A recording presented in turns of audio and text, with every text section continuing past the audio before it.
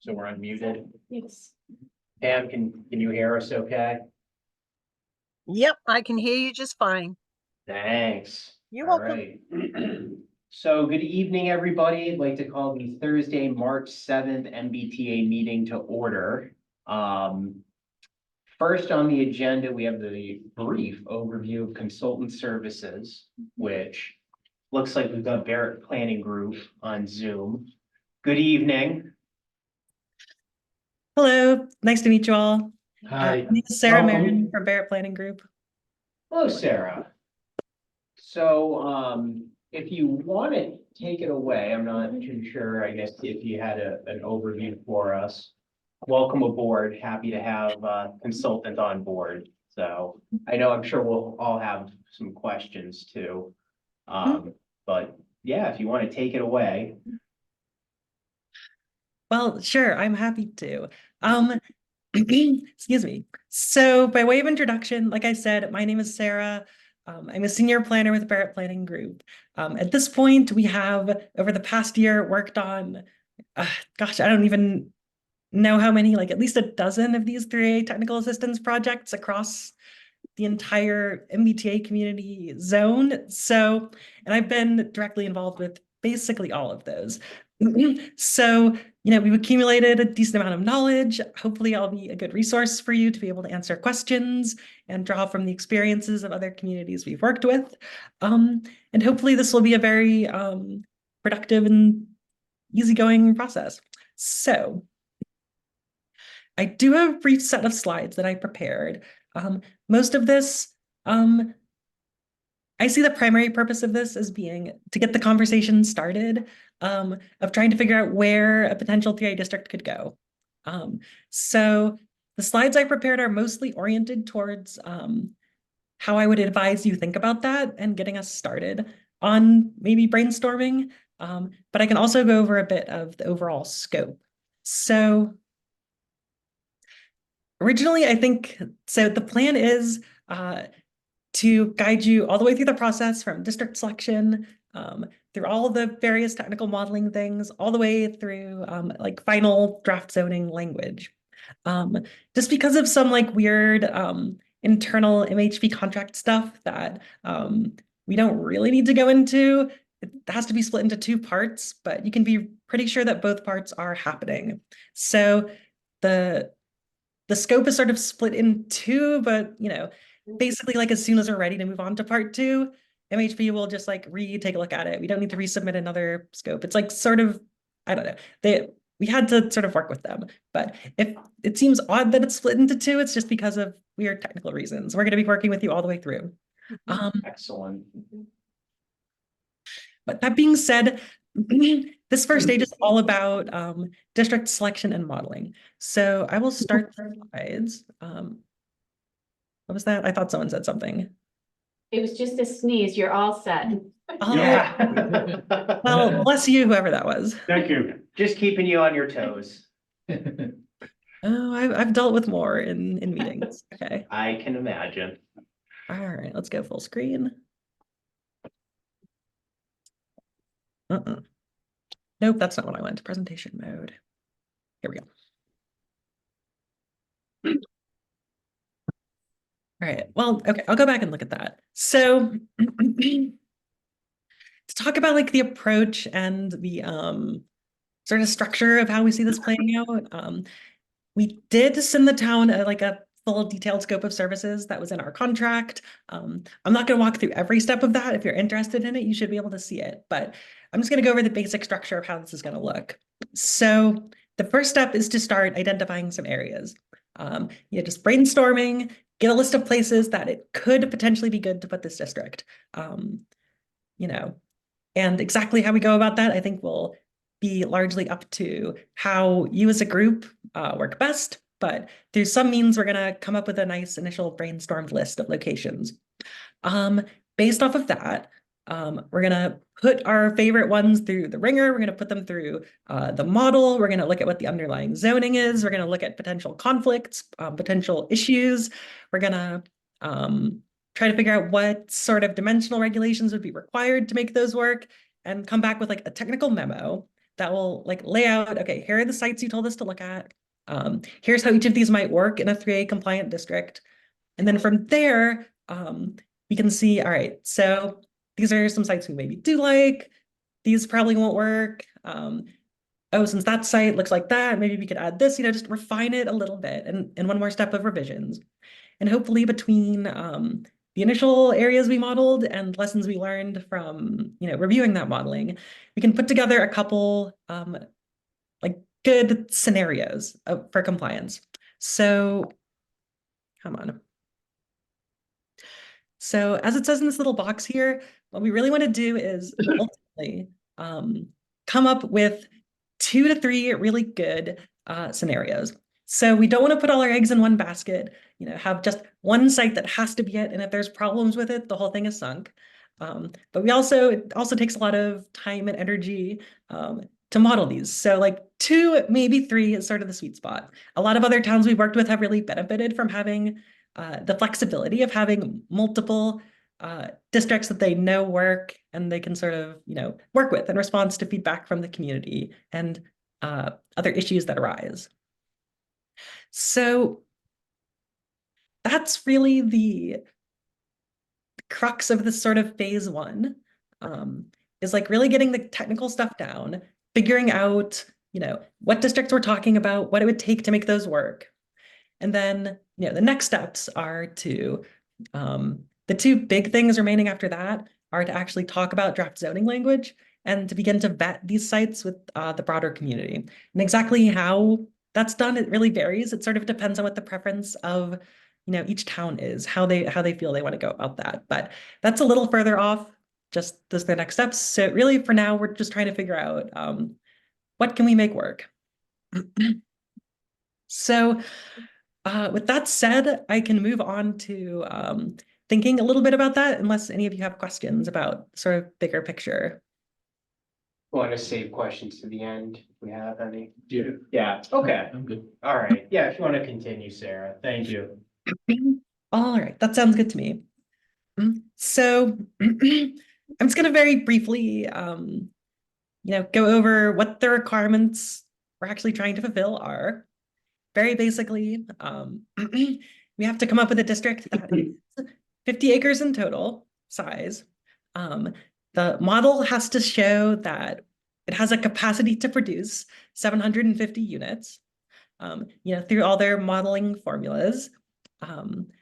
And the overall density of that, the modeled number over the acre size, has to equal at least 15 units per acre. So those are the 3 basic things we're trying to hit. And I'm sure you've heard those numbers a lot, and you will continue to hear those numbers a lot, because those are sort of the, guideposts that we'll be referencing as we go along. So before we can figure out whether these districts work, we just have to figure out where we might want to zone for this sort of multifamily development. And I've got a few slides about the different kinds of things to avoid, to think about, to keep in mind as we look at these. So the first thing is there's a bunch of types of land that are just considered categorically undevelopable by the model. Some of the biggest examples are, say, wetlands, anything that's formally protected for conservation land, whether that's a conservation restriction or whether it's owned by a conservation nonprofit, anything in perpetuity protected. And then most public land, so state and federal land, I don't know if Bellingham has federal land, but any like state land, that's sort of off the table. Most municipally owned land is, it's possible to include some municipal land if there's like a compelling reason. Like it's undevelopable by default, but for municipal land at least, you can make an argument to HLC. And so if there is any town-owned sites that you might be interested in including, we can go over what those requirements are in more detail, but generally not good to put public land in there unless there's a reason. Then, okay, so here's another thing to think about in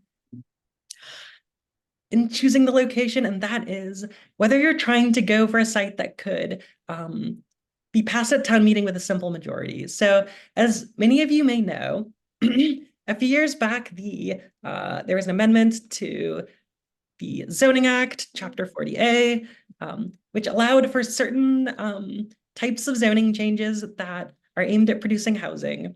The usual 2/3 vote from town meeting could be dropped to a simple majority, 50%. So in that category are districts that allow multifamily by right, as all 3A compliant districts have to do. So the question for 3A district is, since we have to pass something that allows multifamily by right, can we do it in a way that makes it easier to pass at town meeting? And the key to that is the location. The language in Chapter 40A is that the multifamily district has to be in an eligible location. And that's a little fuzzy around the edges, but they do give some guidance. So basically, like some place that makes sense from a planning perspective, like a town center, someplace with good access to transportation, existing commercial districts. So if it is the town's goal to try to propose a district that could potentially fall under this category of only needing a simple majority, you will have to put some extra thought into the location. If that's not something you want to go for, then you can sort of forget some of those requirements. And that is up to you folks, what you want to try for. Another thing to consider is the underlying zoning. So typically, almost all of the towns we've worked with have adopted their 3A zoning or proposed to adopt their 3A zoning. Most of them have not done so yet, as an overlay district. Excuse me. So that's easier because, you can put an overlay district on top of any underlying district. You can override, any provisions in the underlying zoning that are not, compatible with the 3A guidelines. But you still do have to be careful because, when you're doing an overlay, everything underlying still does apply unless you specifically override it. So you need to read the existing zoning very carefully to make sure there's nothing that either goes against something in the 3A guidelines or creates a problem with that conflicts with the multifamily use. We've seen a few cases of the Attorney General's office issuing warnings to towns that have, for example, passed zoning that puts their multifamily 3A district in an industrial area where waste facilities can be built. One town we worked with almost put their 3A district in the same area where their adult uses are allowed. So these little things can trip you up, and the guidelines aren't super explicit about it, but the Attorney General is watching these things very carefully. So we want to avoid any major conflicts.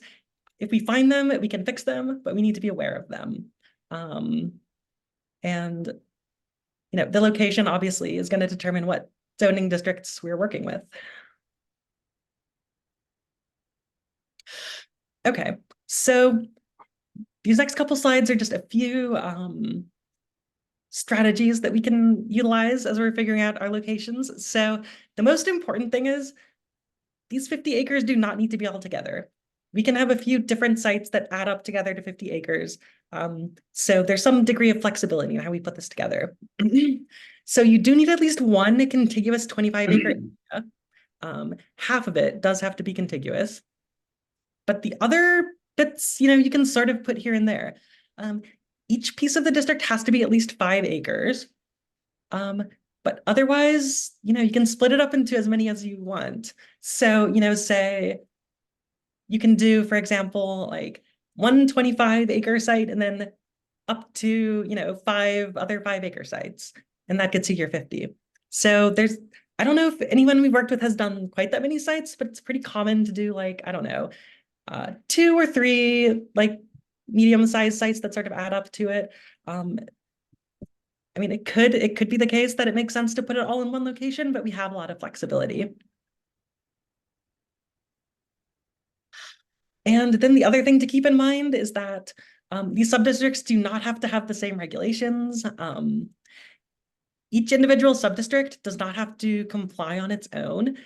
For example, You could have a sub-district where you only allow 12 units per acre. As long as when you add all the different sub-districts together, the entire thing averages out to 15, you can have more density here, less density there. So, all the sites we select don't have to have the same type of development on them. So, if you've got 3 different sites, don't assume that you have to put the same type of development in all of them.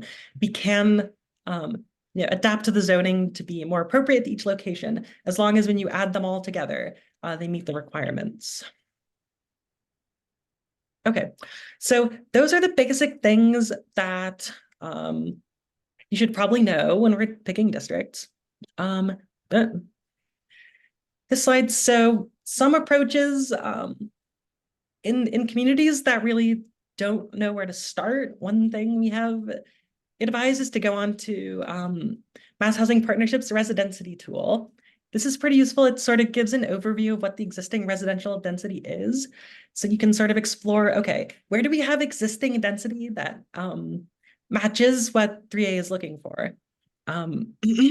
So, by identifying those areas and seeing, okay, does this area make sense to zone for multifamily if we already have that density there? Maybe it does, maybe it doesn't, but that is a place to start. Or, you folks knowledgeable about your own community may already be aware of some prime spots that would be good to put this district. So I will now stop talking, give you the opportunity to ask questions. And we can start talking about the approach that we can take in identifying areas. All right, thanks, Sarah. All right, see questions, so do you want to say? After you, sir. All right, Sarah, about how many towns do you think you work with? For 3A, I think my guess would be that we've worked with about a dozen on 3A. Okay. Hmm. And how many have already voted?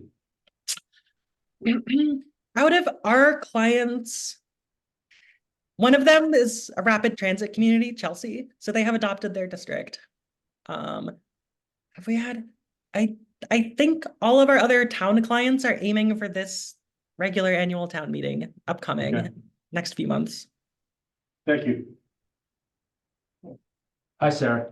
So I wonder if you could back up to the voting requirement of half versus 2/3 vote. All right, I'm getting there. Yep, here we are. Can you walk me through the criteria for each as to where we fall into, whether it's a majority vote or 2/3 vote? Yes. So to put it simply, the biggest criteria is if it is a zoning district or other zoning change that is aimed at producing multifamily housing by right, it's potentially eligible for this. So any 3A district has to allow that. So any 3A district will potentially be eligible for the simple majority vote. The only question is it in an eligible location? So one criteria for eligible location that I did not include here because it does not apply to Bellingham is within that half-mile radius of the transit station. But you guys don't have that. So it's a bit more of like trying to make the case. So these quotes I pulled directly from a state published guide on how to determine whether a particular town meeting proposal qualifies for the simple, excuse me, for the simple majority. Okay. And so basically, if you'd like to read that document in more detail, I can certainly send it. It is publicly available on the website, but I do have it handy. But basically I'm going to read the second quote: a highly suitable location for residential or mixed use development based on infrastructure, transportation access, or existing underutilized facilities. So it's sort of would be up to the town to make that justification. If you don't think there's a site that both you want to put the 3A district and fits that criteria, some towns just are going forward with the regular 2/3 vote. But Okay. some are trying to select a location that they think can fit into this definition. Yeah, because obviously, a simple majority is an easier ask than the 2/3 majority. It strikes me as a fuzzy definition. It is Yeah. fuzzy, yes. Okay, Can you ask, what's an underutilized facility? Sarah, what's an underutilized facility? I read that as, say, there's like some, you know, like major like industrial property that's sat vacant for a while, or like maybe like an old town building that has sort of been, people are trying to figure out how to dispose of it, like that sort of thing seems to me like what they're getting at, like Like an old mill or something? yeah, like this, something that makes it like a prime development site.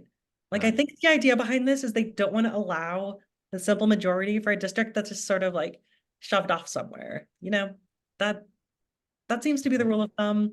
If that is if you folks are really concerned about, wanting to find something that can pass this muster, I can definitely scrounge up some more resources Okay, and look at Uh, what other towns have done to, justify that. So just let me know. I'm imagining you'll guide us as to whether what we come up with will require a 2/3 vote or a majority vote. Yeah, we can definitely do that. Okay. Thank you. That'll be helpful, because it looks like the infrastructure and transportation access is gonna be a tough one to sell. Yes. Actually, I got a question regarding to that. Sure.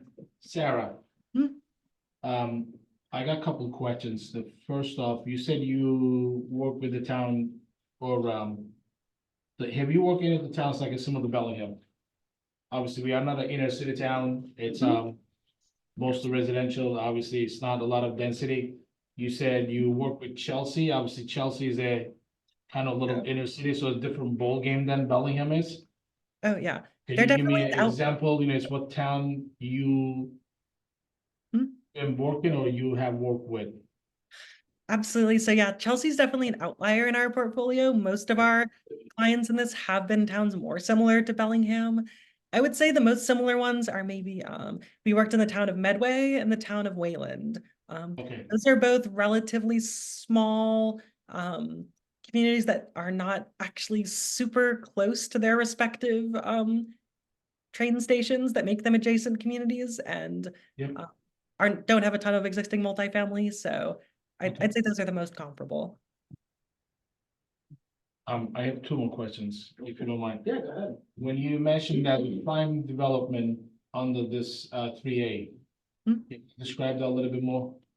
Under this, it's,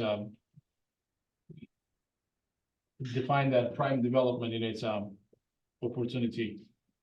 You just mentioned that like a couple minutes ago. Hmm? What underutilized facilities or, buildings Hmm? has to be prime development opportunity? Yeah, I think that's mostly about, I think the definition is a little fuzzy. I think Yeah, that so it's, if there is a site that you think Yep. might be able to meet that, then we can try to figure out the strongest possible argument for that. So if you think there's a site that does fit that, we can, workshop it and see if we think it would pass muster. my other question is, you mentioned that you can sub-district with different density. Hmm. But it has to be totals up to 15 units per district. When we district it, So all of the sub-districts added up together have to average out to 15. okay, Each individual sub-district, it doesn't matter what each individual sub-district density is. What they're only looking at the total of all 50 acres averaged together. so it doesn't matter, you can break it up to 50 acres the way you like it, but minimum supposed to be still 5 acres, am I right? Even if you sub-district it? Yep, that is correct. So basically you can sub-district the 5 acres, you can say it can be 4 units on that sub-district, and then the other one can be a little more dense. Yes, you can do it that way. Just be Okay. aware that if there's lower density elsewhere, you're gonna have to raise density elsewhere to make up for it, but that is totally a fine approach if that is appropriate. Okay. So thank you, All right. appreciate it. Sarah, one question that I had, because I know you brought up underlying zoning, which was actually a question that I had at a previous meeting. Now, as far as conflicts with underlying zoning, I imagine a lot of it has to do with use. Mhm. Have you seen any examples where there might be density requirements, or not density requirements, intensity requirements Mm. that have caused these, proposed, overlays to basically be denied essentially by the state? Because more importantly, I guess, in Bellingham, we, Mm. since we're primarily residential, we only have like a building height requirement. I think the max is 30-something feet, it's 3 stories, which is gonna be difficult to get 15 units per acre with that. Do you envision that the state might say you need to start looking at getting a higher, basically a higher floor count or something as such?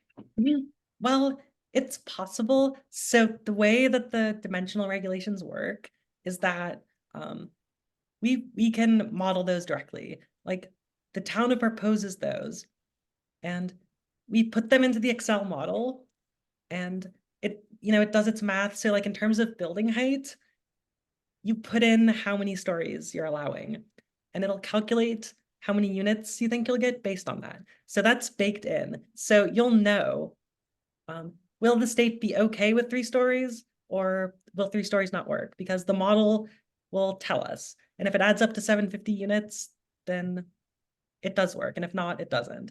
So it's sort of like a bunch of different knobs that you can adjust when you're playing with the model. There's building height, there's number of parking spaces per unit, there's overall maximum lot coverage, required amount of open space. There's a lot of different knobs you can, pull. So you feed in, okay, into the model, these are the parcels we want. These are the dimensional regulations we want. And it does some basic math to check those dimensional regulations on those parcels, and it spits out the number of estimated units it thinks. And that's the number that has to be 750. So well before this is ever sent to the state, we'll know, if the height works. And if that's different than the underlying zoning, it's possible you'll have to override or change it. But, like say, for example, the height is really important to you folks, we can, do our best to try to make sure that, we make up the density in other ways. Like if you want to keep it short, the building is shorter, you could have, a greater lot coverage if necessary. So, depending on the dimensional regulations that are most important to you, there's almost always different ways you can approach it. Does that make sense? Yeah, Can I pick up on that? I got a question. I have quite a few, so go ahead. Hypothetical. Mm. We have a 3-story maximum in Bellingham. And we find a piece of property where we could do 4 or 5 stories. Mhm. Can we create an overlay district for this piece of property where it's the only spot in town allowed to exceed the 3-story bylaw?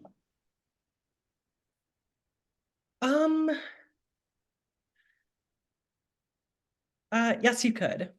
Okay, thank you. So,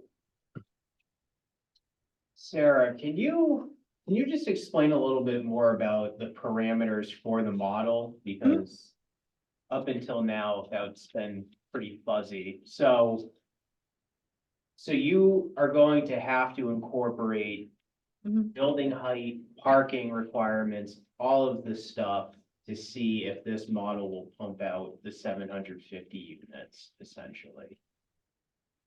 Yes, that is correct.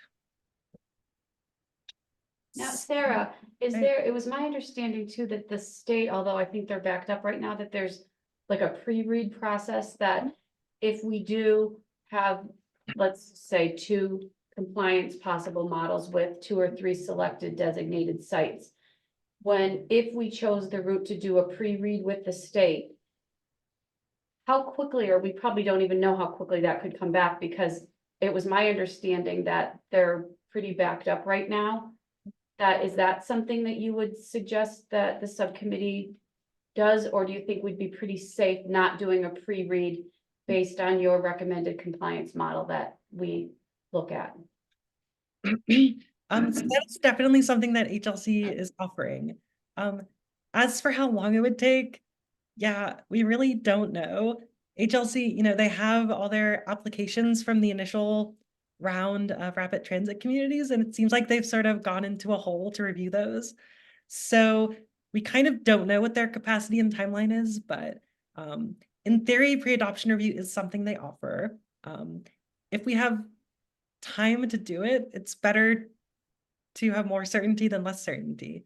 Because there's some intangible stuff that we don't necessarily know. Like, for example, we know that the numbers in the model will work out, but there's, like with all these things, there's some fuzzy interpretive edges. Like they'll look at the numbers, yes, but they'll also read through the zoning, see if there's anything that like raises any red flags for them.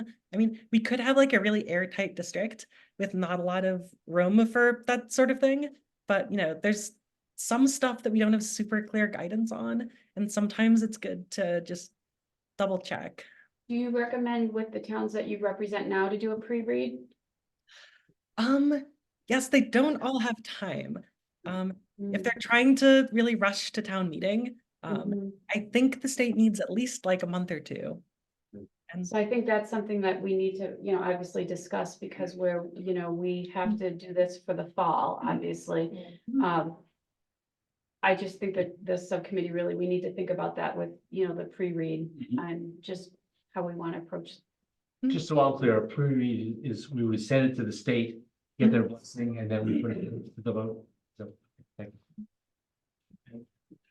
I'm sorry. Sarah, you said you've been working with Midway and Wayland. Hmm. How long you been working with them? And how far they are in the process? So where I'm getting at it, are they getting ready for the spring as well, or are they getting ready for fall like we do? No, those are both aiming for the spring. They are. Yeah, they are. Okay. Yep. How So- far the process, if you don't mind asking, finish or? No, so they both have full draft zoning districts. Okay. Both planning boards have opened the hearings on those proposed amendments. Yeah. And that's where they're at right now. They're in the public engagement process, and they're preparing to vote at their Springtown meetings. They do pre-read? I believe, Sarah, I thought that Midway's public hearing is actually next week. I thought for their Oh, MBTA, which, obviously they still have it for the spring.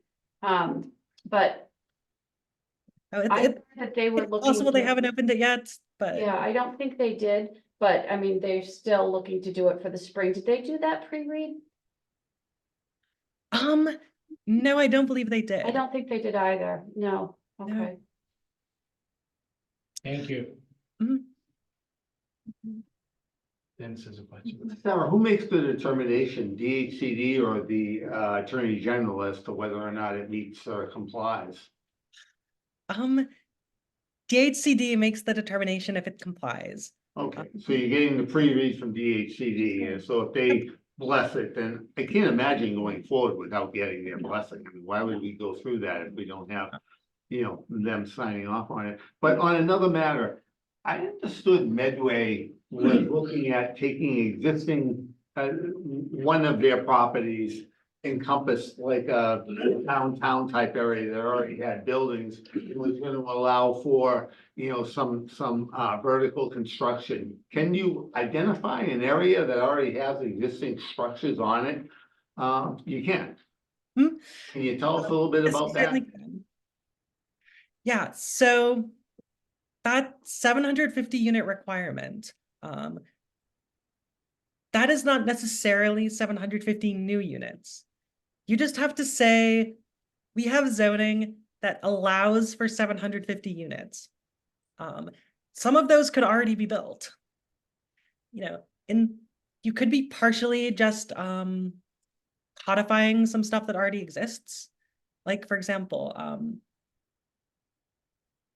so, all right, one illustrative example is, say you have a district with 0 existing units and a district with 200 existing units.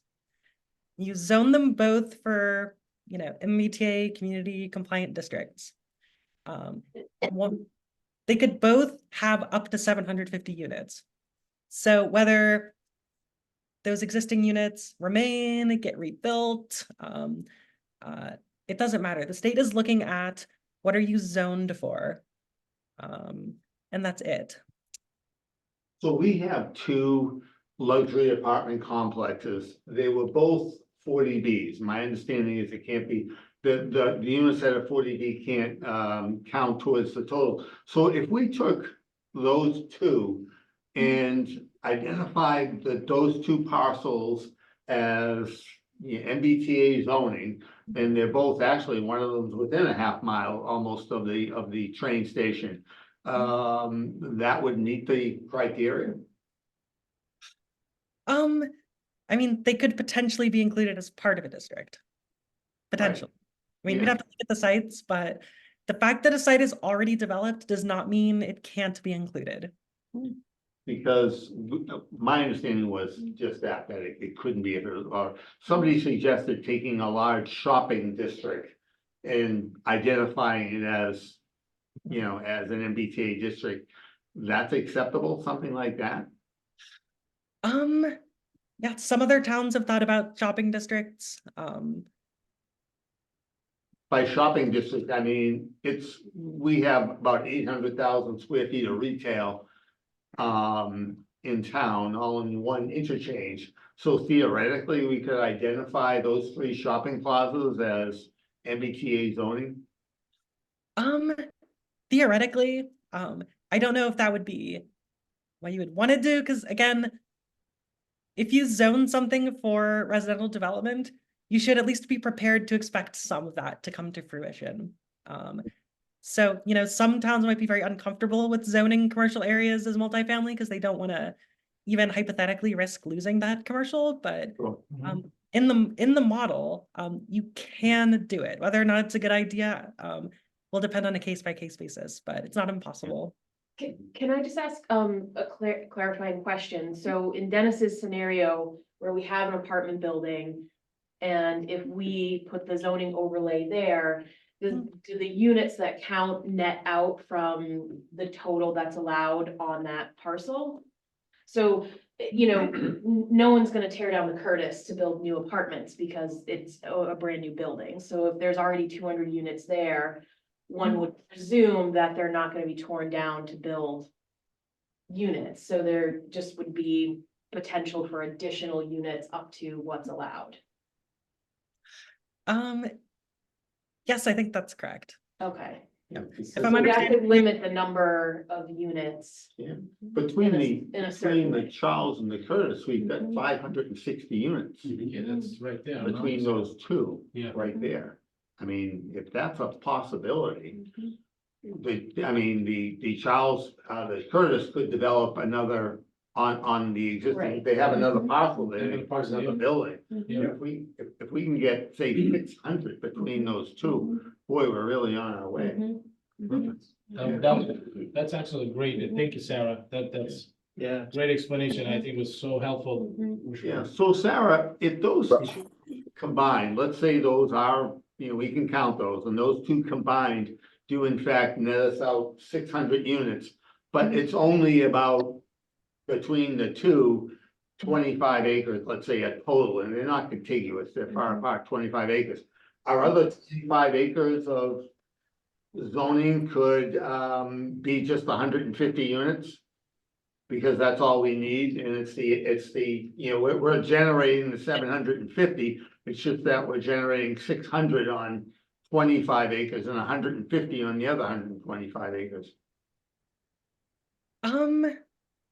Yeah, in theory, that would work, There's all kinds of little ways that the model can throw wrenches into that, depending on the sites, but in theory. So Rob, can I ask a question? Sure, is that Tim? Yes. Hey, Tim. So, hi, how you doing? So I think, depending on the site density, like say Curtis you took, and, it's 250 units, but I don't know what the acreage is over there, but, I think if we could use that in our formula, I think another parcel that we designate would just have to be maybe a larger density, more than 15 per acre, that's all, I think. That's what I get out of what Sarah's saying. You could have parcels, that are under the 15 units per acre, but any other ones that we would designate to make up the formula would have to be increased density. Right, right. Is that correct, Sarah? Yes, that is correct. Okay. All right. And I mean, the likelihood of them going further vertical on the Curtis is probably limited as well, right? Curtis does have another parcel there that they'd like to put another building on.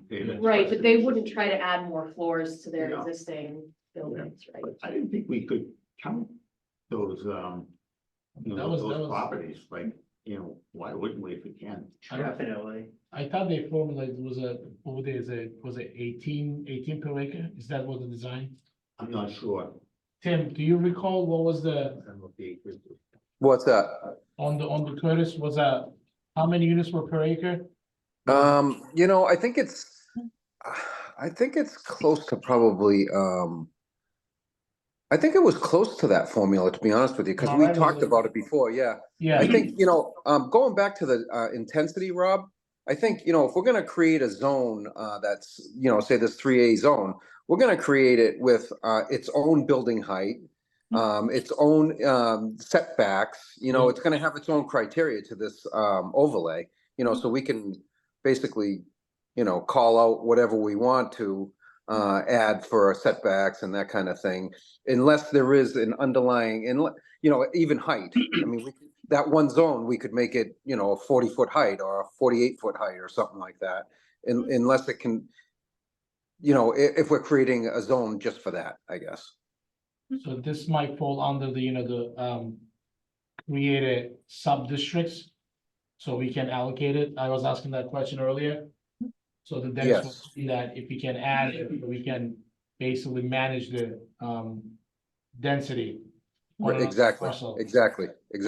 You're gonna add another column on the intensity chart. And Yeah, it's gonna be the 3A overlay, just like we have residential, suburban, agricultural, it would just be Yep. another column and, it would have the criteria on that, for every section on that chart. So, yeah, But it'll be designated 3A only. yeah, that is So we correct. can't use Yep. it.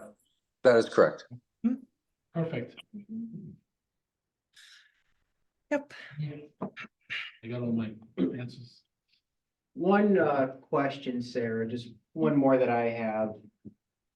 You stated that there are some other communities that ran into issues because they were putting their overlay over areas that the state deemed not Mhm.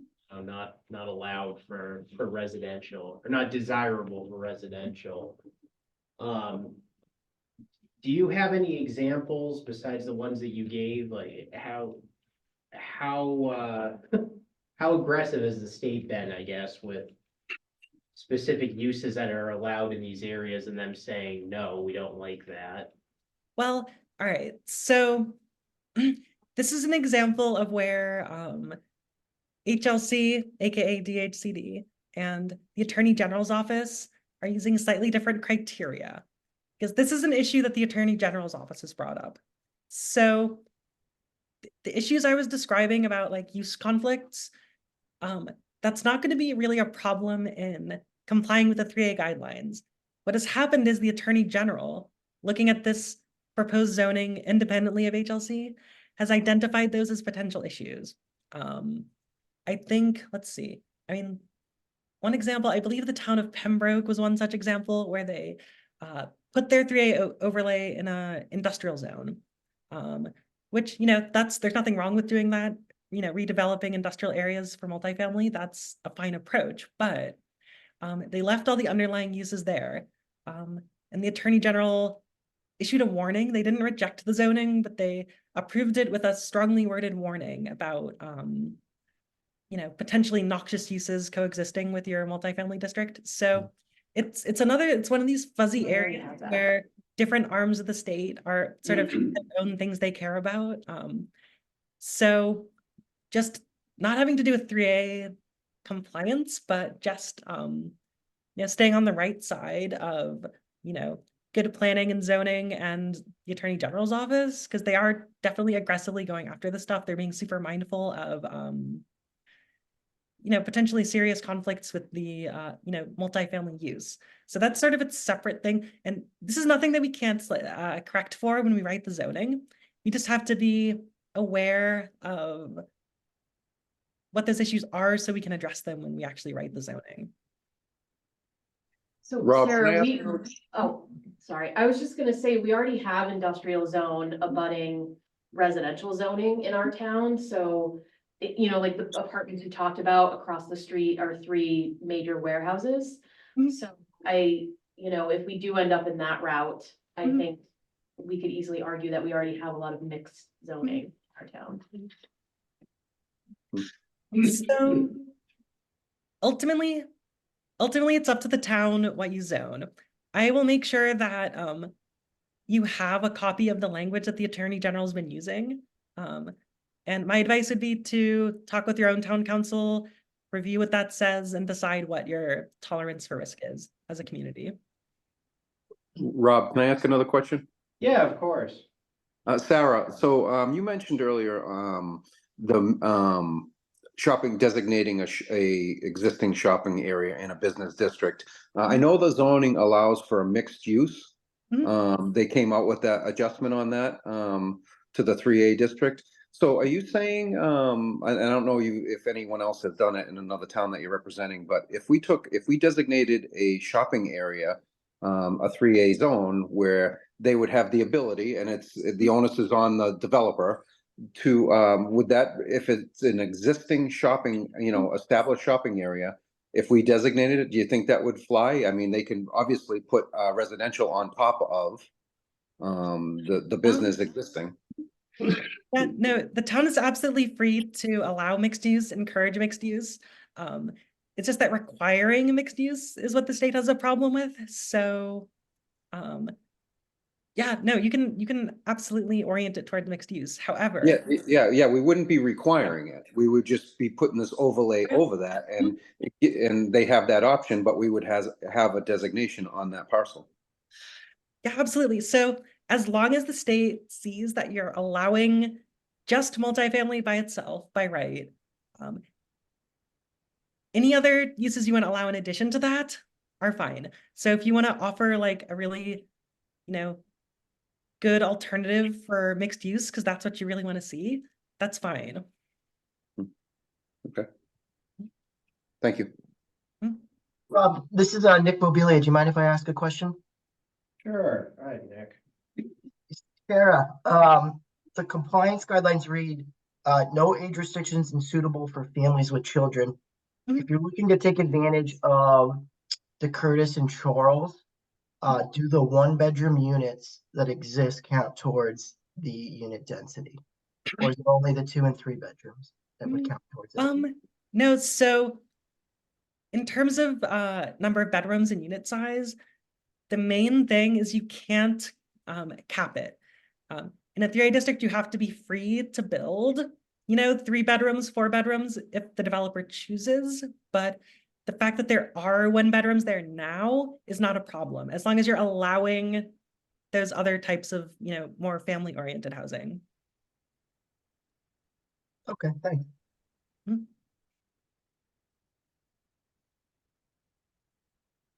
All right. Any other questions? Been very helpful. Yes, has Yeah, been. very Yeah. helpful. Thanks, Sarah. This has been Thank you, Sarah. good. Thank you. My pleasure. I'm glad I've been able to illuminate some stuff for you guys. So the next step, I think, you've already talked about a few sites that might be of interest. I think the next thing is to put together a list for me to start taking a look at.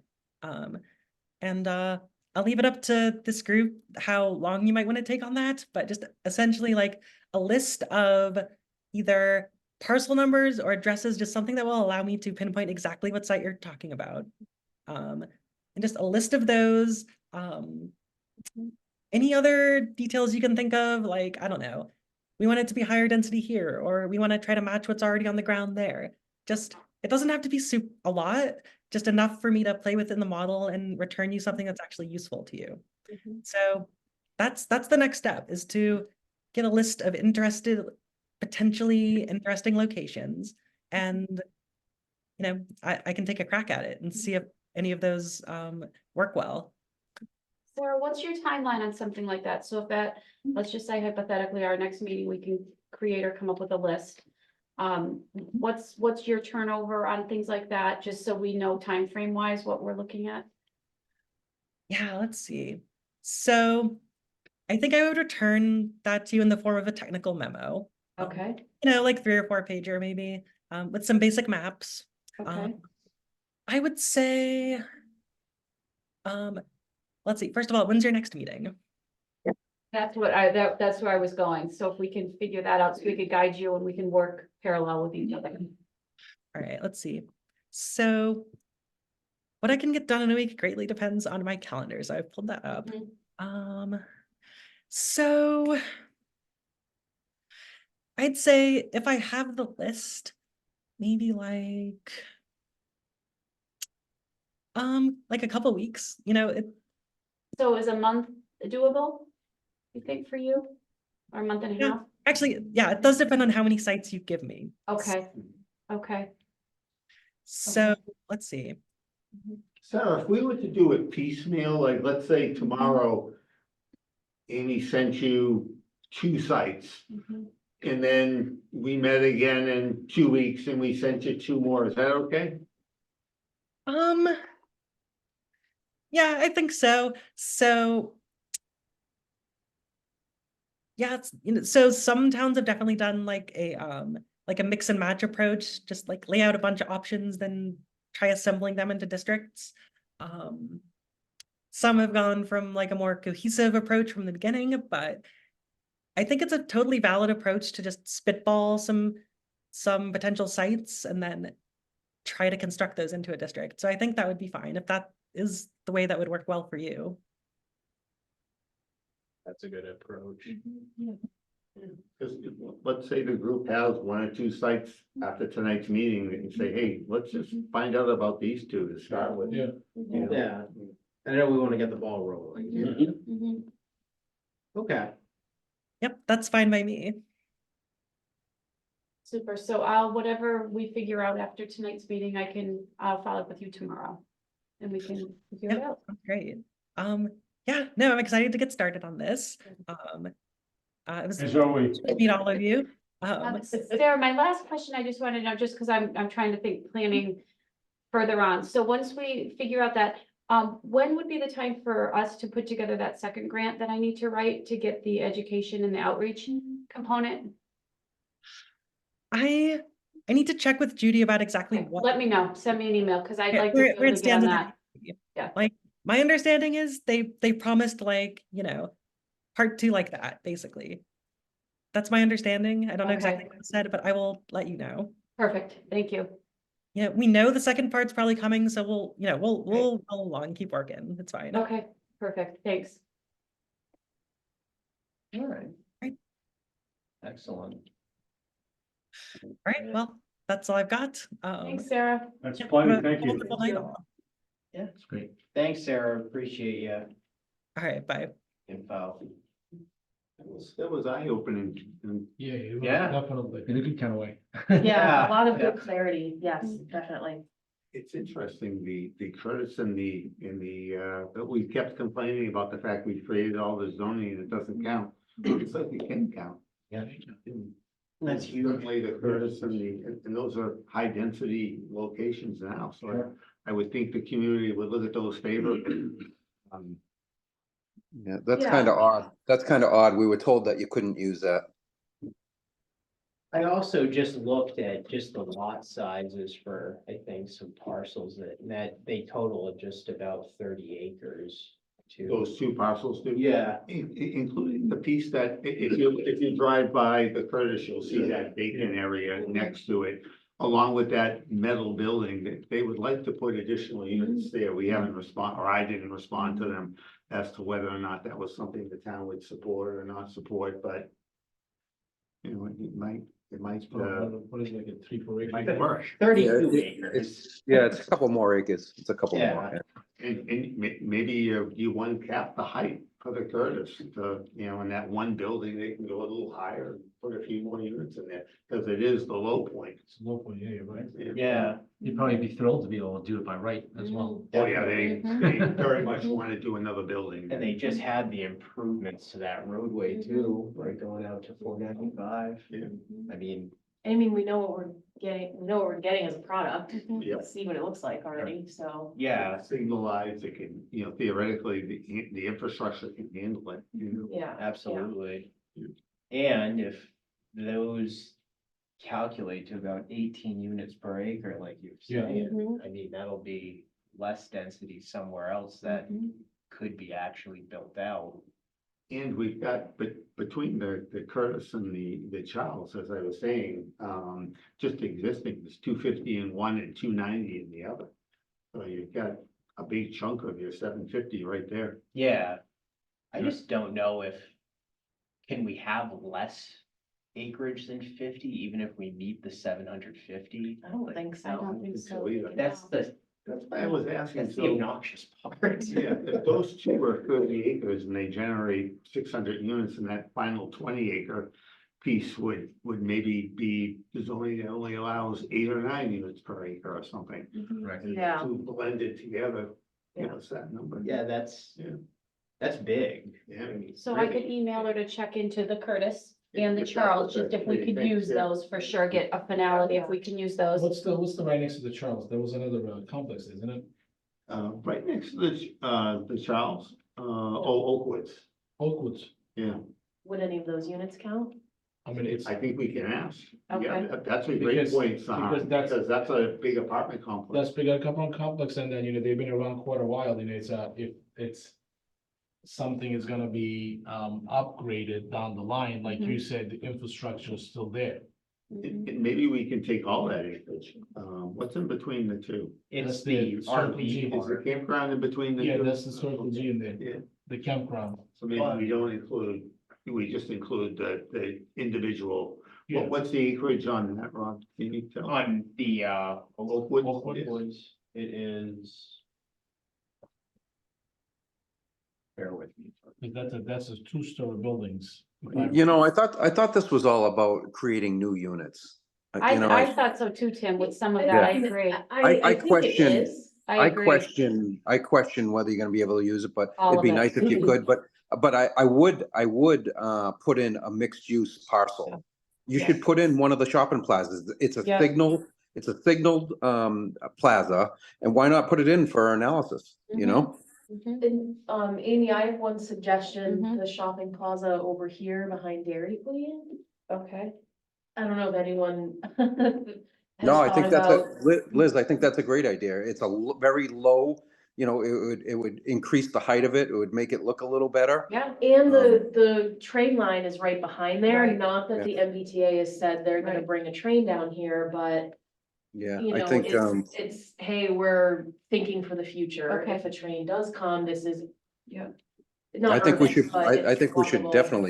definitely put a mixed I would use. have her parcel. check those I four. mean, Could we do however you guys, once we get this list, maybe you guys vote on your top preferences, because right now we have 1, 2, 3, 4, 5, 6. What are those 6? We're gonna check Curtis, if we can use them, Charles, the vacant land next to Curtis, Oakwood It's units. not vacant land. No, it's not vacant. It won't be the- That would be one parcel. everyone. Oh, that would be, we're considering that one, Yeah. okay. And then the shopping plaza, are we thinking down near, Holden Depot, where an overlay would be, or Walmart? Right I'm behind it. thinking that one, but I thought, Tim, did you say another one or no? I thought somebody had said one near. look, the plaza in Bellingham, I mean, I don't know about the location, you know, being Yep. right in the, center, but that, if there was a second story on those buildings, I think that would really, you know, would make it more attractive, you know. And they have the it has the parking, right, Tim? Right. Like, it's got the It does, parking. and yeah, it does. You know, and they're gonna be responsible to make the formula up as far Right. as, you know, all the other stuff. But I mean, Jim and I have talked about the plaza being maybe a site, would probably be a good site, Liz. I think, it needs it. It needs something down there. does, So yeah. maybe you throw that at it and see what she comes up with. Yep. How big is that? How big Yep. is that plaza? It's Is it fine. more road? 7.36. Okay. Yeah, That's and that's, all for the plaza. that's the plaza right over here, and that's not including the parcels that line, Mill Street. Yeah. Mill Street. Not was that 126? Oh, Oh. like Dairy Queen and all that kind Yeah. of stuff. Yeah. Yeah. So, I mean, yeah, you could put it over all of that too. and Exactly, Maybe exactly. nothing, right? No one does anything with it because they want to keep the retail there. the only thing I would say about the plaza is that if there's a way to get that one to be a lower density than the rest, just because that is a very, very, highly visible spot Right. that it does get built out completely and it starts looking like the Curtis Apartments. I don't think that too many people in town would be too thrilled about that. And that, Right. Plus, it's Well, viable. I mean, we can identify, you know, the sewer is not our problem, but there's no sewer capacity for it. So unless But- they figured something out, you know, that'd be a tough In one. reality, we don't, unless we do care that these units get built and that's the purpose. But we can also take the approach that we identify it, even if it may not be feasible.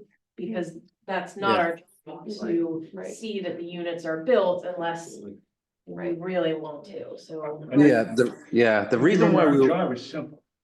Identify the area. Right. that's it. I think what everybody needs to know also, because I think that this is a very important component, is at our interdepartmental meeting. We got some great information from staff, from the DPW to the fire and to the police. And, you know, obviously nothing is concrete at this point, but, you know, we did have a good dialogue about, you know, where they thought if something like this had to be designated, what their take on was it. And they did identify that, you know, they felt like, you know, the south side of town with traffic going more towards, you know, Woonsocket or Franklin would be one of the locations that they would recommend. Obviously, there's more to look at. They also thought that maybe do, you know, half north, half south. What did they say? Depot Street, there was Barn. Before they knew we could count the child. Right, that was Child, before, yeah. right, because they Yeah. conversation, so, you know, there's just what, the point of what I wanted to just say is that I think it's gonna be really important down the line that we do include the departments with a lot of this at our meetings, just so that, we can get their take, that they're comfortable with what we're looking to do. Yeah. The fire and police department expressed concerns in some areas about response time and impact on traffic. Mhm. Yeah, I don't think so. We didn't realize that you could include the Charles and the No. Curtis before we were talking to the departments, Yeah, you know? right. So No, that's we kind of a didn't. new, that's a new, I twist mean, to I it. guess it's You the know? map, right? So you can include it and like the developer could say, oh, I'm gonna tear the Charles down and build something of a higher density, but they're not likely to do that. No. Or maybe like with the Charles, they've got a little bit of extra land. Yeah, maybe they there. wanna add another building, Yeah. right. It's possible. Between those two, 540. Excuse me. Between those two, there's 540 units. In addition to what the Charles, the Curtis can built on that vacant parcel, they were talking another building of a couple hundred units, so we'd be down close. And Do we that's it. want to look at an overlay possibly on the south side of town anywhere? Is that something that I it's- think we look at one there. I don't, but I just want to bring that up because it was brought up. Can, Yeah. I'm just trying to think, I mean, I know there's like multifamily, right? There's like two, you know, duplexes and triple deckers kind of on Pulaski. And I mean, I guess there's the golf courses, which people are doing housing or proposed housing on. I don't know, at this juncture, unless Sarah comes back and is like, oh, this is never gonna pass, like the Attorney General's gonna think you're fleecing us for some reason. I think we should focus on keeping the dense housing where the dense housing already Sounds good. is. So stay with all the. That's just my opinion. That's, And I would Yeah. err on the side of caution of putting the overlay on raw land. Cause then Mhm. there's a very, very good possibility that it is going to get built out. So, good you point. know, if we can focus on these areas that are already developed. I mean, you brought up a great point, Liz. I don't think anybody's gonna be tearing down the Curtis Apartments anytime soon. Right. I could be wrong, But, but but there is an opportunity, it's like, Dennis was saying that there is an actual lot there, it's available, they were planning to build it. Mhm, So it will actually, mhm, in our books, I think is a win-win, you know? mhm. yeah, It makes that more advantageous. for Mm-hmm. them. And Yeah. that's the closest residential lot to the actual train station. Right, That right. is, got us into this situation, so, Right, good. you know, if someone's gonna bike or walk per se, which I don't think anyone really is, but, you know, they could Mhm. technically use that. Absolutely. Require them, if they want that additional parcel, to have a transportation, a bus or something, that shuttle bus. Oh, that's a good idea. Great idea. Yeah, it's a great idea. Yeah. It's a great That's idea. something the planning board could consider, Great idea. some sort of shuttle Mhm. service, yeah. I mean, the reason why the Franklin, they build those, buildings, right on the Bellingham line, because close to the MBTA. Mhm. I don't know how many units there, but I mean, you know, we are basically, what is it, quarter mile down the street from them? Mhm. I, So I there's- think yeah, it's, there's- it will checks all the boxes, you know, it's, and then once we can count the Charles, and then Oakwood other one, potentially. potential. Mhm. I mean, You at know- least we can overlay it, and I think we just found the answers for everything in my book. Yeah. I don't want to beat a dead horse here, but the plaza, Yeah. I think, I know it's only 7.5 acres, but if we could get away with designated that and they Mhm. actually did something, they could actually make that look nice. Absolutely. You know? I'd like to And I come think back that's to that, I- I agree. I think it's Yeah. important for our I do downtown too. I do to too. make, a lot of towns have done a really nice job with mixed Yeah, use yeah. above retail. And I think this is an opportunity for it if it works, you I know? agree. And I mean, you've got the common right there, which people could walk to. Yeah. And like, that's Yep. what a lot of people want.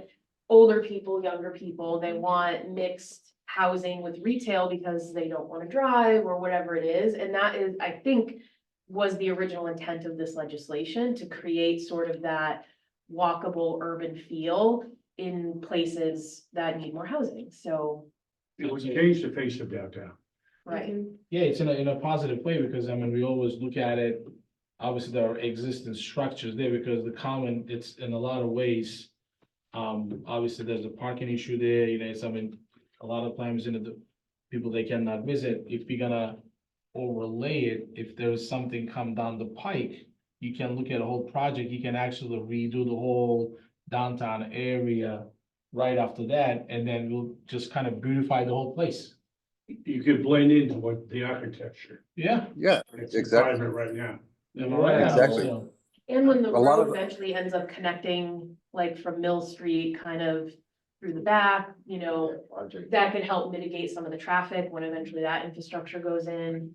I got one question. I know we own 126 Bridge, that's the federal, that's state, right? Which bridge? The one across from the plaza, that bridge. Oh, that's ours. Is Is that that the ours? one that goes over, the train tracks? Yeah, Yeah, I believe that's our sign. that's ours? Yeah, Okay. I'm pretty sure that's Okay, ours. Yeah. that's, Yeah. I think it's a great idea. Mr. Chairman, I'm do we want excited. to recommend, oh, sorry. No, I said I'm excited. Mhm. Yeah, and just one thing to be cautious of too, which I think Sarah might come into play, if it does look like the plaza is a feasible area. It is also by right, and that's gonna cause some issues as far as giving the town teeth to, like, you know, start mandating architectural designs and such, which is why that whole high visibility area might be an issue. I love the idea if we can get it to work, but just something to keep in mind as we move forward with Look it. at the height on that. Mhm. Yeah, absolutely, because we don't have like a design review board or anything in town, and when things are by right, I don't want a developer to come in and just force something that is cheap and it's in a very visible area in town. Yeah, you always have ways of inputting stuff for an approval, you know? And you know, a lot of those units are vacant too. Maybe they would convert some of the units that are commercial into residential, who knows? I mean, we can put in the language, some units, we can kind of mitigate, the architectural units, part of it. I mean, Well, we don't have to go that far in the details right now, but I mean, all we're trying to do is we're trying to just overlay it. no, absolutely. I'm just trying to think of the best way to how we could write verbiage or the wording to make it work. So there is some controls, because like, for example, the overlay that we put in Hartford Ave, Yeah. that's a special permit with finding criteria Yeah. specific to the special permit, which that gave, or it will give the planning board teeth to actually enforce some type of design element. Well, You don't have that with this because you can't put in findings because it's by right. well, maybe Sarah will have examples from other towns where they've tried to do something similar Yeah, and sort of see, because I think a lot of towns, their MBTA station sort of is in the downtown area where there's already mixed use, so maybe he has examples that she could provide us. absolutely. How that played out in other places. And this will give them a good start. I mean, it'll give. I agree, This will yeah. give them a great start, and it'll get us even clarity on the Charles and the Curtis, exactly. I'd like to just know that for sure, that we can use those. Absolutely. That's, I think, really important. Yeah, I assume we can use them. It's probably just to How make many, sure how many right. units we can Right. account for with the Right. model. I would assume if they're built, then, I mean, if it's 18 units per acre that's built, we can count them as 18 units per acre. So I would like to get that from them in You might writing. as well find out. Yeah. It seems a little too good to be true. Isn't it? Yeah, it really That's why does. we can't pass It it up. really does. I just put that in writing. Yeah, right. Yeah. No, I mean, I guess it would allow for, well, it'll allow for what it'll allow for, I mean, and I think for people that are kind of opposed to this process and the legislation and kind of what's going on, maybe this would be enough to, mollify some of that angst, I guess. If it's already built, I mean, that's huge. And then the opportunity to improve the center. Yeah. Yeah, we're getting ahead of ourselves, right? And, Because you know what? I just want to make sure we can count those. That's my big. I thing. agree. I mean, That's- we can put on the list and then let Yes. Sarah take a look at it. Yes. And then, that's all we can do right now. Yes, And then that will be our plan A. yes, Plan A. And then we can still look at it, plan B, C, Right. D. That's right. That might be, and I That's think this will be a good head start for Yes, us, the yes. direction we wanna go. Yes. Because I mean, we were talking about it, and I think a lot of concerns were from the citizens too. Mhm. And I think that some of the conversations, we didn't get rewarded all these improvements, additions we recently added into our town. Mhm. And if we can count those, and there is a still improvement on the existing areas, and I don't see why not, Absolutely. Yeah, yeah, Yeah. it's, That would be a good number, because then we can peck away at maybe other parcels once we know for sure. yeah, We can use those because we might be able to find other areas that we could meet that threshold. and if Sarah thinks this is a good plan and we can get it done as quickly as possible, and we sort of go through that kind of pre-read, pre-approval, we can come to town meeting and say, Right. listen, we've kind of gotten the yes, so to speak, hopefully knock on wood. So we're sure that this is what's going to end up being Right. accepted. Right. So maybe, hope if everything falls into line perfectly, that would be the ideal That scenario. would be great. If you just give Sarah those two, the Charles and the Curtis, Yes. and ask her if she can have those two in 2 weeks. Yes, absolutely. That's a good point. Then Yep. every- Yes. Then everything else can kind Right. of. that's it, yeah. Yeah, Do we And wanna, then piecemeal. expand those two to include, Oakwood. Oakwoods and, Stalwart Plaza? Yeah, but maybe if she can only turn two around before, in 2 weeks, maybe those are the two. Okay. And then if she can do all four, great, Right, but okay. if she has to prioritize, sure. okay, yeah. I'll give her a that's- prioritization. That's of this. 80% of our requirement. Yep. Could Wait. you, oh, sorry, go Yep. ahead. I was just gonna say, it'd be great to know after that, what our net is. Yeah. What we need to find. Absolutely. Mhm. Can you forward a question to her when when those locations are submitted? Can you see if we're allowed to do language for two different, MBTA overlays? The only reason why would be if we're gonna put an overlay over Curtis and, the Charles, and we also want to do something over the plaza in the center of town, which would be mixed use. I don't think we would want to also allow mixed use at the Curtis and the Oh, Charles. yeah. So you'd probably need two different overlays with different language, so. Yeah, just getting clarification on Yeah, that. Yeah. and Sarah might even have some suggestions as to, no, you can do one overlay, here's the language that we use. I don't know how we would be able to do that, but, just a thought. I think that might fall into the, you can sub-districts in its, on the districts. Yeah, so you can have different densities. in Density, so we different can, I districts, think so- that might be fall into what you just Yeah, saying. yep, that's right, Yeah. you did say that, so I imagine you could do the different criteria. Yeah, Mhm. so, all right, Ben. Now we're cooking with fire, huh? Yeah. All right. We'll see. Bada bing. Yeah, We'll see. Hold my breath on this one. Yeah. What could go wrong, Dennis? Come on. Okay, so what's our thought for next meeting? What are we thinking? You want to try in 2 weeks? Yeah. Yeah, Or maybe if Sarah says she'll have this information in 2 weeks, if it takes her 3 weeks, I'd meet once she has that Right, I information. agree. so do you want to, That's gonna be huge. Right. yeah, and maybe the last Thursday of March? the That's what I was 28th? thinking, the 28th. 28? Yep. Perfect. Does that work? Yes. Just the yes. 28th? Yep. Yeah, just the 28th. I like to do the 14th and the 28th. I think we have what we can do while we're waiting to hear from her. What are you thinking?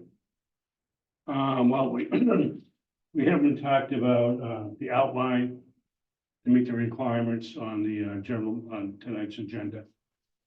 I feel like Sarah will do all that, Mhm. won't she? Yeah, well, Or do we need to come up with an outline? well, that's been an ongoing, I mean, the whole entire meeting for the, pretty much discussions on how to meet the compliance and Okay. outline, so, but. How about this, Bill? If she comes back within 2 weeks and says, these are, let's just say she says no, then I can give her 2 of the other items. Because I'm not sure, what will we do on the 14th? If she, I don't know if she can get it back to us on the 14th. Is that, do you want to like have the discussion on the 14th if she comes back? Is that what your thought is? What I think we may want to do on the 14th. Yeah. Is we're giving her 2, areas right now. Mhm. Then I think we look at other areas in town on the 14th. As a fallback, Okay, in case we don't get those 2. And we're not waiting 2 more weeks. okay. The 14 is the next week. Yeah, I Yeah, don't, that's next week. yeah, Yes. So that's the so 28th, early, probably I that's like the think- 28th. Yeah, that's right, I'm sorry, okay. Yeah, that's, I yeah, think it will be it's- way too quick. I do Yeah, too. you're right. She said, I Right. think, No, my mistake, I was Oh, thinking. the every 20, 2 weeks. oh. yeah, I think she said, 2 weeks. Right. From my understanding, she needs at least 2 weeks. I think the 28th would be. 28, I is think that that's doable? good. yeah, I think, That's and to 3 your weeks. point, we'll have her feedback, but then if we have to go with option Mhm. B, we're not gonna be, we'll know, okay. I feel like we all have maybe a slight running list now of Mhm. other options. Mhm. Definitely, Um, 28 will be fine, Mhm. because it will Okay. give us we'll give her a time. And then if she gets back to you, Mhm. and then we don't have to meet, Mhm. and then we can go to the other 2 options, and then, Mhm. we can do that over an email, and then we Mhm. can meet and discuss it further on the 28th. That will be Mhm. my 2 cents, Mhm. that's good. Am I right? It's, I totally agree. I Yeah. agree. yeah, because she said 2 weeks, but maybe Right. it might not be 2 weeks, because if I recall, she mentioned that they kind of a little backlogged right now. Mhm. everyone's busy. And I'm assuming everybody's basically just rushing to get this done. Yeah, And I know her boss is gone until the end of March. Judy's gone for 2 weeks, so that could affect things. So, but I think this, exactly what you said, I can get this out to her tomorrow. And she could probably put it in whatever model and we can get that back. I Yeah, and assume if by it's next done week. on the 21st, as of Mhm. now, I'm available, and I'm also available the 28th, so whichever works. Yeah. Yep. Me Same too. here. Yeah. Okay, so are we gonna we're aiming for the 28th? 28th Okay, at 5:30. 5:30, March 28th Okay. here. I may have a conflict, I may be traveling, but you Okay. guys know. Okay. You can always call in. Yeah. We're hoping for Christmas on the 28th. Yes, exactly. We are hoping and praying. Yeah. A spring Christmas. Yes. that Is would it off be the good. lights? Yeah. Oh, they need 100 units. Yeah. Okay. Yeah, that keeps on giving. Yeah. Right. All right, excellent. So with that, now might be a good time. I know we've got the public on Zoom and in person. I don't know if there's if anybody has any questions or comments. Now's a good time. I don't know, Nick, if you had anything or, Nope, nothing. all right, excellent. So, yeah, gentlemen in the audience, if you have anything, any If you have any questions or comments I for, think I'm the largest landowner in the room. Ah. I got 6 acres I'd love to develop. That would put some units on it.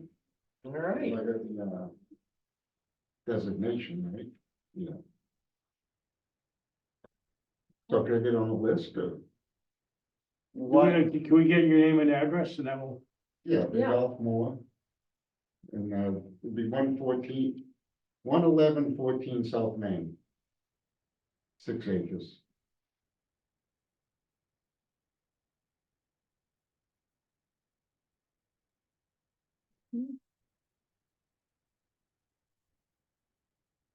on the list? thank you, sir. Yeah. Excellent. As long as I don't have to negotiate with Dennis Schwein. He's the best we got. Sorry, Been there, done that. We bought the Domino's building from Mr. Moore. Ah. All right. Paid in full. We finally got there, right? Perfect. So with that, I think, well, the only thing left is the approval of minutes, unless anybody has anything else to add? No? All right, then. No, but I do think at our next meeting, we should start thinking about public outreach. So obviously, once we get results back from Sarah, we can kind of go from there, but we'll have to plan ahead for public outreach regardless. I think it's gonna be a long process. Yes. Yeah. And it may have to be repeated a couple Yes. times. Yep. I agree. But You know, before the summer, then after the summer, before Yeah, before the town meeting. okay. just as a reminder to me, is Barrett Consulting the ones that are helping with the public outreach, or is that something else with the? We'll have to go through them to get that second part of the grant. Oh, so that's The part of the second grant will It's pay the part of the for second. the second, yeah, We'll we'll have have to public still outreach submit. and education. Yeah. Okay, Yeah. gotcha. All right, so, I'd like to make a motion sure. to approve the minutes from our last meeting on February 22nd. Second? Motion has been made and seconded, so entertaining or better take a roll. call Just vote. one about it, aye. Bill O'Connell, aye. Rob Lucier, aye. Elizabeth Lett, aye. Song Shaheen, aye. All right. So and with that, I think we've exhausted our agenda, so motion to adjourn. Second that. All right. Just one about it, aye. Bill O'Connell, aye. Rob Lucier, aye. Elizabeth Lett, Hey, aye. Ben. Shaheen, aye. All right. Thank you very much, everybody. Thank Good night. you.